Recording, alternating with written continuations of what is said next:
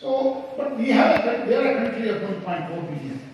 So there are two major issues. One is inclusivity and employment are very important aspects which are essential for the country to fully harness all these. These young people are a lot of talent, ladies and gentlemen. I'm traveling and meeting all of them. They have a lot of talent. And they speak English when compared to others. So there's an advantage for them. So these engineers will be the global engineers. So your government of India is looking at this, how we can use this demographic dividend and the manpower capability to serve the whole world, not just India. And this has happened right in front of our eyes just about a month back in G20. The Indian G20 presidency was truly people-centric and emerged as a national endeavor. Honorable was taken on very well across the world, and Bhagidari events involved broad section of our society in the G20 activities and focus on realizing sustainable development goals in reforming international financial institutions, in establishing digital public infrastructure, promoting green development pact, and encouraging women-led development were actually noteworthy outcomes of this G20. The holding of the voice of the global south, particularly the unique aspect of India's presidency, is inclusion of African Union being accepted as a permanent member of the G20, which is actually single-hand effort of India in promoting that aspect. So, the opportunities of technical education after this G20, there is a lot of goodwill, ladies and gentlemen. Our engineers will be working on many of these countries. One is the demographic and making a promising destination for innovation and production in the years to come. Friends, the research and innovation rules the future of work in all sectors. So just let me give you now some statistics.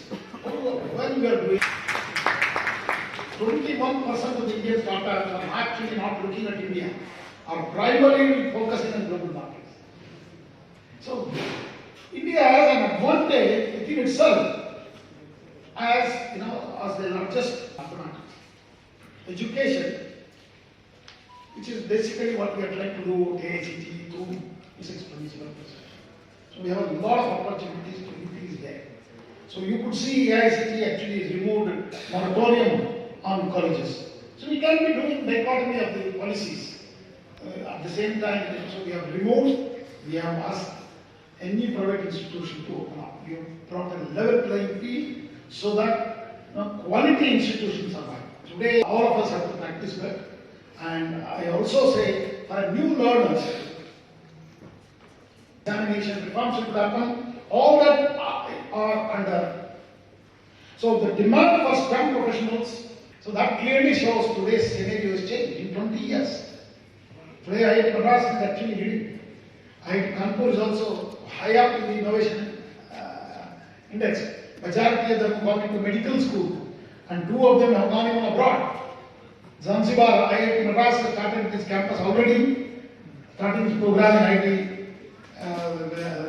in Zanzibar, and IIT Delhi will start in January in Abu Dhabi. So it will tell us very clearly that how to accomplish this task in the interest of an educated India. In the time of Amrit Kaal, our focus is to transform the education system with a holistic approach. I just wanted to say there 2 sentences. Our UHV, Universal Human Value Technology Engineering, 70% of the 9,000 courses are engineering. And there what student can do is, student can take those courses, learn at his self-learning, and take the examination at IIT Madras, through online, get a credit, and that credit can be transferred to the colleges. Both AICT and UGC has announced 40% of their actual credits can be taken through distance learning. So that saves a lot of time for teachers as well. The role of teachers have changed. I agree with some of the speakers earlier. It's going to be a facilitator now. Because telling information, the students will pull out much faster than the teacher will start writing on the board. Okay? So they put plus rupees. There are good laptops coming out, including what is happening.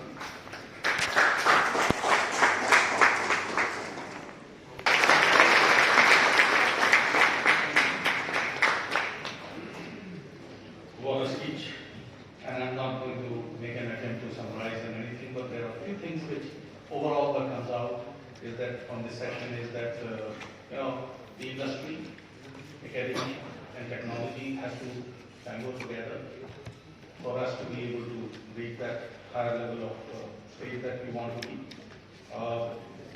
We need to focus on outcomes when we're talking about education. The process is more or less in place. The other thing which Professor Deeparam said, that it's very heartening to know, sir, that from regulatory role you are moving towards a facilitator role. Okay? That's something which is music to the ears, and Jan Bhagidari is an important aspect of it. R&D in many cases is going to be the backbone, and let me on this. We have already done that, and we can, a great example is ISRO, which made a foray into the space and very, very successfully in a most cost-effective manner. So yes, we can sign actually affiliated, but not necessarily with the two eyes in them. So therefore, it's very, very important that we look beyond and encourage other institutions whose representatives are sitting here, who are doing a much tougher job because they do not get the excellent minds that IIT and IIMs get. So with these words, thank you very much to all of you for having spoken your mind out and given us a direction in which to move. Thank you very much, the audience. And now we will come down to and very honestly request Professor Sikaram to elucidate some of the winners of our and so forth. So, and before that,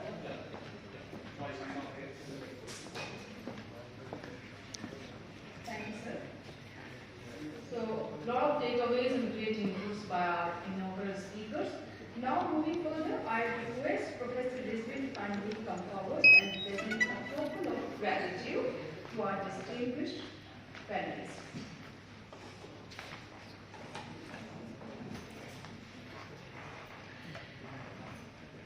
And we are really honored to have Mr.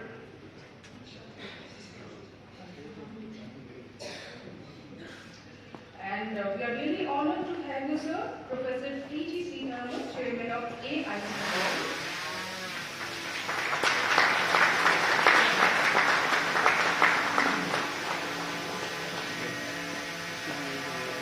Professor Shailesh Singh, Professor Human Resource Management, IIM Lucknow.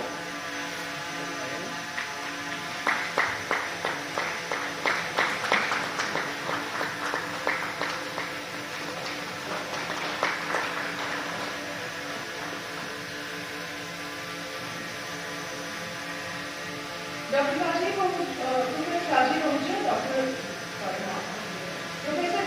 Ahuja, Director, IIT Ropar.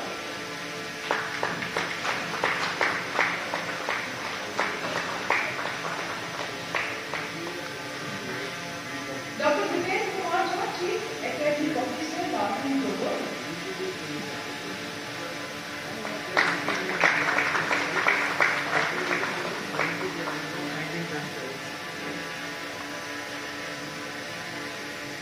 And Professor Bharat Bhaskar, Director, IIT Ropar.